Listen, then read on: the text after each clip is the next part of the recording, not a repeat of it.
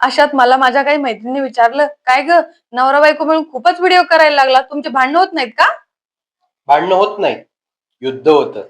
पण युद्धात मीच जिंकते बरं का.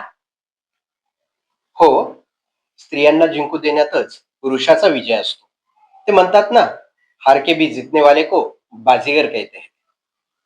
पण हे बाजीगर मी रुसून गेले, मला गेला येतात.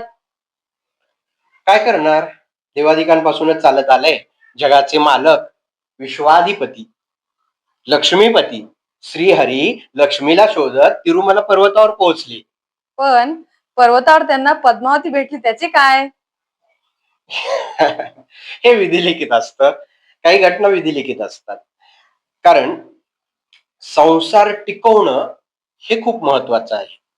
हा तो ज्याच्या त्याच्या व्यक्तिगत जीवनाचा स्वतःचा विचार आहे. निसर्गामध्ये जसे ऊन, वारा, पाऊस यांमध्ये आपण आपलं अस्तित्व टिकवून ठेवतो, त्याचप्रमाणे संसाराच्या मूलभूत या नात्याच्या मूलभूत विचारांचं अस्तित्वाचं जे गणित आहे ते लक्षात घेऊन माणसानं संसार टिकवला पाहिजे. या व्हिडिओच्या माध्यमातून मला हेच सांगायचं आहे. संसारात अनेक चढ-उतार येतील, अनेक अडचणी येतील, समज गैरसमज होतील, कधी गोंधळावस्था होईल तर कधी मन ठाम निर्णयाप्रती येईल.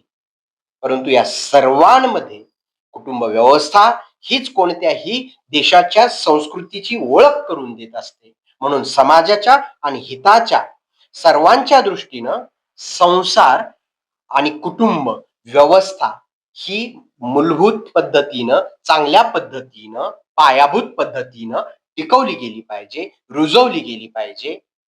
यावर मला सगळ्यांना हीच गोष्ट सांगावीशी वाटते.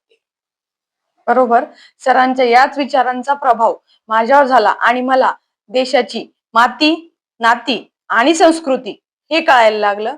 तुम्हाला जर हा व्हिडिओ सर्वांच्या फायद्याचा वाटला तर लाईक करून शेअर नक्कीच करा.